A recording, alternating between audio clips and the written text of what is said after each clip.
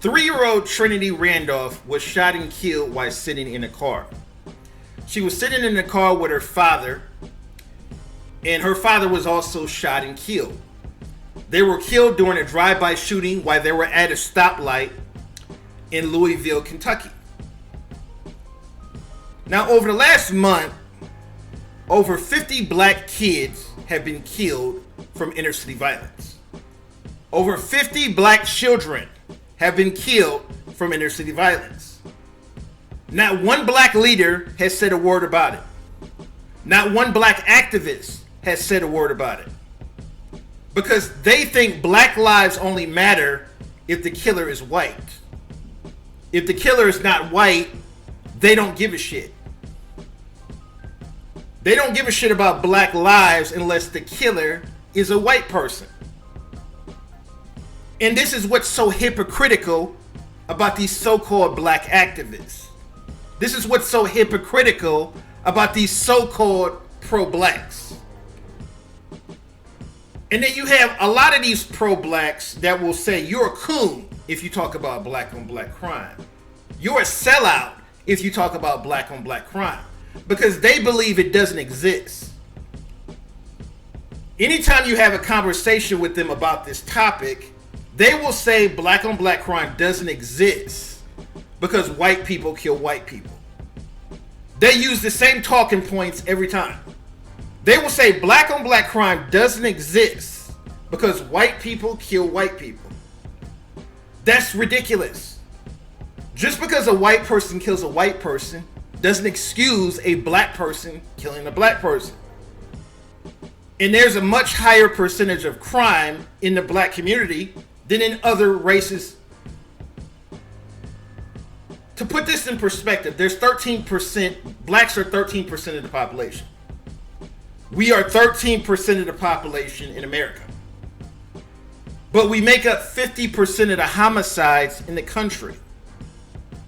50% of the homicides in the country are black people killing other black people. When we're only 13% of the population. That's disproportionate. No other race kills their own people more than we do. So when I see these clownish ass pro-blacks saying we shouldn't talk about black on black crime because white people kill white people, it's complete bullshit. And it goes to show that they don't really care about black lives. They only care about black lives when it fits their narrative. These phony pro-blacks are worse than white supremacists. These phony pro-blacks like Tariq Nasheed and Umar Johnson are worse than white supremacists.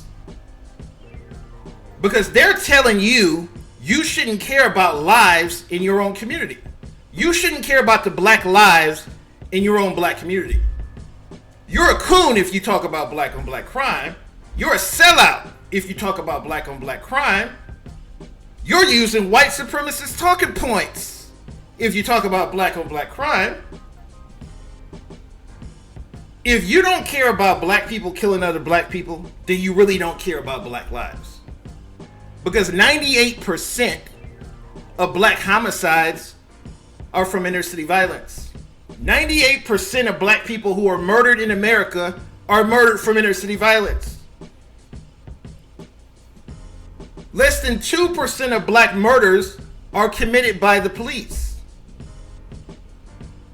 If you only care about black murders when it involves the police, but you don't care about black murders when it involves inner city violence, then you don't really care about black lives. And it shows your hypocrisy. It shows how much of a hypocrite you are. Most of these so-called woke leftists and pro-blacks are doing more harm to the black community than any white supremacist doing. Tariq Nasheed is doing more damage to the black community than any white supremacist is doing. Umar Johnson is doing more damage to the black community than any white supremacist is doing. Every one of these bastards are actually anti-black. They're not pro-black, they're anti-black. Nothing about them is pro-black. They will call you a coon for speaking against violence in your own community. They will call you a coon for trying to stop violence in your own black community.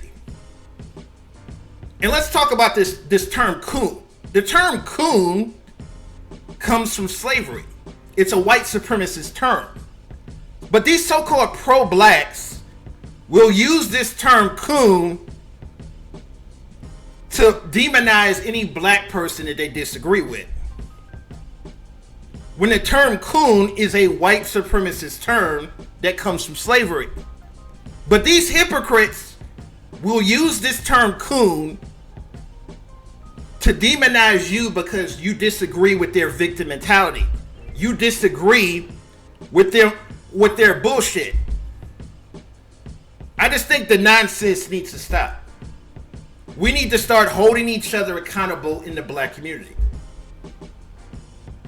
The biggest problem I have with these phony pro-blacks is they always defend black criminals.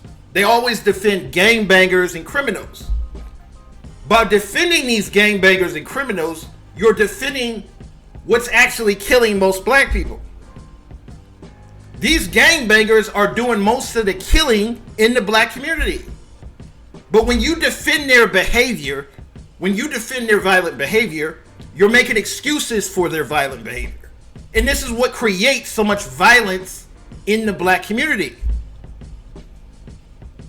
This is why I just want to encourage black people to start thinking independently. Start using common sense and logic. Stop following these phony ass pro-blacks. The rapper and producer Master P is going to pay for the funeral of Trinity Randolph because they don't have enough funds to give this child a funeral. Now you would think all the billions of dollars that Black Lives Matter has raised, they could cover the funeral expenses of this child. But they don't care about black lives unless the killer is white. Because her killers are gangbangers, they don't care. They only care about black lives unless the killer is a white cop. If the killer is not a white cop, they don't give a shit about black lives.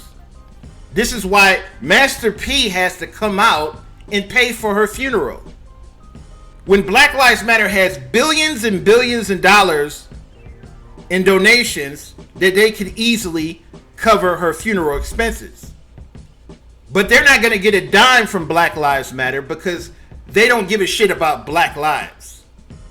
So much respect to Master P for coming out and covering the funeral expenses of this child. God rest her soul. Hopefully, more black people will learn from these mistakes that we're making in our communities. We need to come together and stop the violence in our community and stop ignoring the violence in our community.